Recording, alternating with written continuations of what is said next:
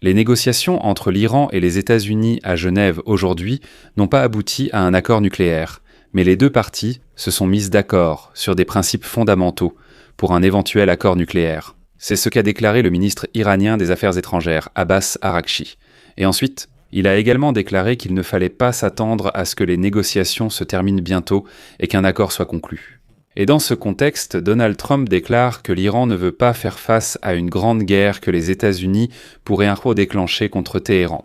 Et au même moment, les deux parties ont commencé à démontrer leur puissance militaire et leur préparation à la guerre, ce qui indique que ni Washington ni Téhéran ne croient vraiment en la diplomatie. Les États-Unis ont envoyé un deuxième porte-avions au large des côtes iraniennes et transfèrent trop massivement des avions, des ravitailleurs et des chasseurs.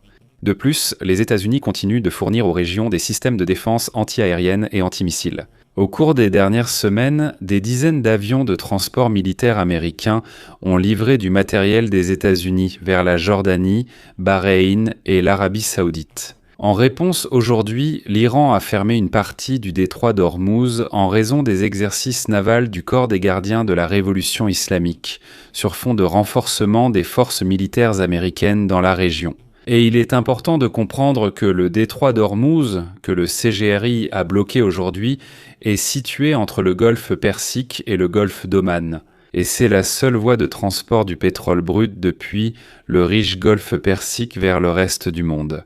La partie nord de ce détroit est contrôlée par l'Iran, et c'est pourquoi nous pouvons dire que les deux parties sont passées de la diplomatie classique à une pression ouverte.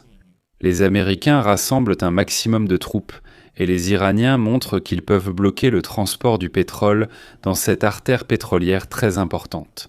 Je m'appelle Alexei Petchi, discutons ensemble de ce sujet, mais avant de commencer, je vous demande de vous abonner à cette chaîne, de mettre un like, d'écrire n'importe quel commentaire sous cette émission, et surtout de vous abonner à ma chaîne Telegram Petchi News. Le lien se trouve dans la description de cette vidéo. Là-bas, nous publions des actualités en temps réel dès qu'elles arrivent. Alors, le ministre des Affaires étrangères de l'Iran, Abbas Araghchi, a déclaré aujourd'hui que les États-Unis et l'Iran se sont mis d'accord sur des principes fondamentaux pour un éventuel accord nucléaire. Après 3 heures de négociations à Genève avec les envoyés du président Trump, Jared Kushner et Steven Witkoff, Araghchi a donné un compte-rendu optimiste de l'avancement des discussions. Les Américains ont choisi de ne pas commenter ces négociations. Araghchi a déclaré que les négociations avaient été sérieuses, constructives et positives, et a affirmé qu'un progrès significatif avait été réalisé par rapport à la réunion précédente. Et maintenant, les parties disposent d'un plan d'action plus clair. Ensuite, je le cite, « Différentes idées ont été présentées et sérieusement discutées. Au final, nous avons réussi à parvenir à une compréhension commune d'un certain nombre de principes directeurs, sur la base desquels nous allons avancer et commencer à travailler sur le texte d'un accord potentiel. Cela ne signifie pas que nous pourrons parvenir rapidement à un accord, mais au moins le chemin a commencé. » Je vais juste anticiper un peu, m'écarter du sujet et dire que ce chemin a commencé. L'Iran l'a déjà fait plusieurs fois. Déjà sous Joe Biden, pendant ses 4 années de présidence, l'Amérique a essayé de relancer l'accord nucléaire avec l'Iran et pendant ces 4 années, l'Iran a mené Washington en bateau. Il me semble qu'aujourd'hui, la même histoire se répète exactement, mais avec une différence. Les Américains ont déjà montré qu'ils pouvaient, si nécessaire, frapper durement. À ce sujet, le ministre des Affaires étrangères d'Oman, Badr al-Boussaïdi, qui a servi de médiateur lors des négociations, a déclaré que le deuxième cycle de négociations s'était achevé avec des progrès significatifs dans la définition des objectifs communs et des questions techniques correspondantes. En fin de compte, les parties sont convenues de travailler sur des projets d'accord potentiels, d'échanger des textes, puis de fixer la date du 3e cycle de négociations. Au même moment, Donald Trump a déclaré que les Iraniens voulaient un accord, pas la guerre. Les Iraniens sont des négociateurs coriaces. J'espère qu'ils seront plus raisonnables. Ils veulent conclure un accord, je ne pense pas qu'ils veuillent en faire face aux conséquences d'un refus de l'accord, a déclaré Trump. Mais vous savez, il ne semble pas vraiment que les deux parties croient beaucoup en la diplomatie.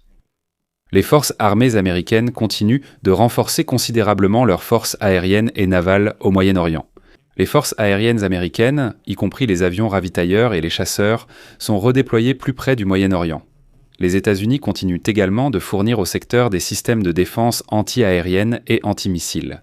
Quant à plusieurs unités militaires américaines déployées dans la région du Moyen-Orient, elles doivent être relevées dans la semaine à venir. Leur contrat a simplement été prolongé et on leur a dit de rester sur place pour le moment. Selon les données de suivi des vols, ces dernières semaines, des dizaines d'avions de transport militaire américains ont acheminé du matériel des États-Unis vers la Jordanie, Bahreïn et l'Arabie saoudite. Au cours des dernières semaines, plus de 250 vols Thunder ont été effectués depuis les États-Unis vers cette région, selon les données suivies. Et ce renforcement de la préparation au combat offre aux militaires américains de larges possibilités de mener des frappes au cas où Donald Trump donnerait l'ordre d'attaquer. Par exemple, les destroyers équipés de missiles guidés, accompagnant les porte-avions, peuvent transporter des dizaines de missiles de croisière Tomahawk. Les groupes aéronavals de l'US Navy opèrent généralement avec des sous-marins d'attaque qui peuvent également lancer des missiles Tomahawk.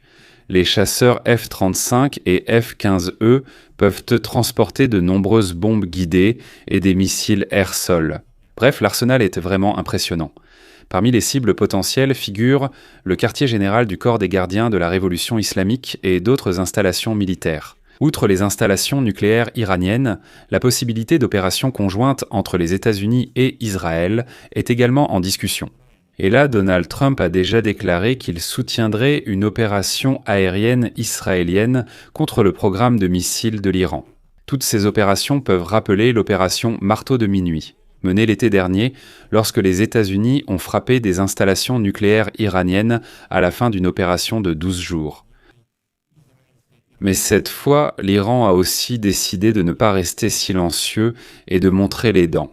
Selon les médias iraniens, aujourd'hui l'Iran a fermé une partie du détroit d'Ormuz, invoquant des raisons de sécurité en lien avec des exercices navals menés par le corps des gardiens de la révolution islamique. L'agence de presse officielle de la République islamique a indiqué que les exercices, menés dans un contexte de renforcement des forces militaires américaines dans la région, simulaient de réelles menaces maritimes. Et même si la fermeture du détroit n'a duré que quelques heures, il faut comprendre qu'il s'agit d'un avertissement. L'Iran peut bloquer une artère logistique essentielle et cela frappera tout l'Occident. Je vais expliquer pourquoi. Le détroit d'Ormuz est situé entre le golfe Persique et le golfe d'Oman, et c'est la seule voie de transport du pétrole brut depuis la riche région pétrolière du golfe Persique vers le reste du monde. La partie nord du détroit est contrôlée par l'Iran, et aujourd'hui l'Iran a montré qu'il pouvait le bloquer sous n'importe quel prétexte. Mais c'était une démonstration comme pour dire « et si vous préparez une action militaire contre nous, nous pouvons bloquer ce détroit ?» Et selon les données de l'administration américaine de l'information sur l'énergie, environ 21 millions de barils de pétrole transitent chaque jour par ce détroit, soit 1/5 de toute la production mondiale quotidienne. Et ce canal était considéré comme un point de passage pétrolier critique. Les autorités iraniennes, je le rappelle, avaient déjà menacé auparavant de fermer le détroit en raison des tensions avec l'Occident, ce qui aurait entraîné d'importantes perturbations dans la navigation mondiale. Eh bien, aujourd'hui, en fait, une répétition d'une telle fermeture a eu lieu. Donc, le niveau de tension ne fait qu'augmenter, et ne diminue pas, vous savez, sur fond de négociations. Je vais m'arrêter là. Donnez votre avis, vos conclusions dans les commentaires sous cette vidéo, abonnez-vous à la chaîne, cliquez sur la cloche et n'oubliez pas de mettre un like si cette émission vous a été utile et intéressante. Vous pouvez soutenir financièrement le travail de notre chaîne YouTube grâce à un don de votre part ou à un abonnement payant, par exemple via le sponsoring sur YouTube, les plateformes Patreon, Buy Me Coffee, PayPal ou des portefeuilles cryptographiques. Vous trouverez toutes ces informations dans la description de cette vidéo. Je vous serai reconnaissant pour tout soutien de votre part. C'est tout pour aujourd'hui, prenez soin de vous, à bientôt à tous.